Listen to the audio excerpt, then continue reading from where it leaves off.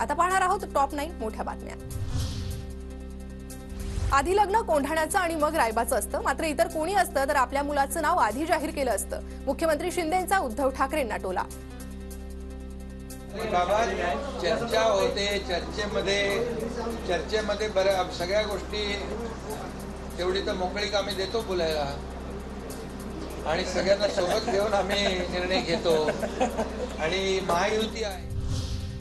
महायुतीमध्ये कुणाची कोंडी केली जात नाही, महायुतीत कोणतेही गैरसमज नाहीत, आम्ही राज्यात 45 पार करणार, मुख्यमंत्री शिंदेंची प्रतिक्रिया। महायुतीमध्ये कोणी कोणाची कोंडी करावी, कोणी कोणाला थांबवावं असं आम्ही नाही करत। जसं 400 पार मोदीजींचा जो काय अजेंडा आहे तसं महाराष्ट्रात आपण 45 पार आहे।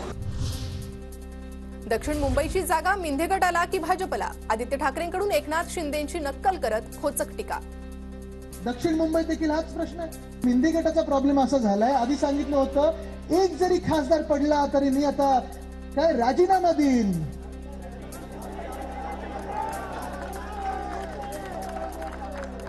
गावी ते फक्त अमावस्या आणि पौर्णिमेला जातात, बाकी कधी जात नाहीत।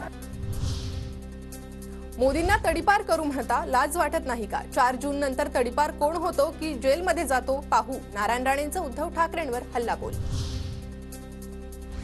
आमदार बच्चू कडूंचा रामटेकमधील काँग्रेसचे उमेदवार श्यामकुमार बर्वेंना पाठिंबा। 2 तारखेच्या बैठकीत पाठिंब्याचा निर्णय, आज पत्रकार परिषदेत बच्चू कडू घोषणा करणार। शरद पवार आज दौंडच्या दौऱ्यावर, दौंडमध्ये शरद पवार सकाळी ख्रिस्ती बांधवांशी संवाद साधणार, दुपारी दौंडमधील पदाधिकाऱ्यांसोबत महत्त्वाची बैठक होणार। सुप्रिया सुळेंना पाठिंबा देण्यासाठी माथाडी कामगार एकवटले, माथाडी नेते शशिकांत शिंदेंच्या मार्गदर्शनाखाली नवी मुंबईत बैठक।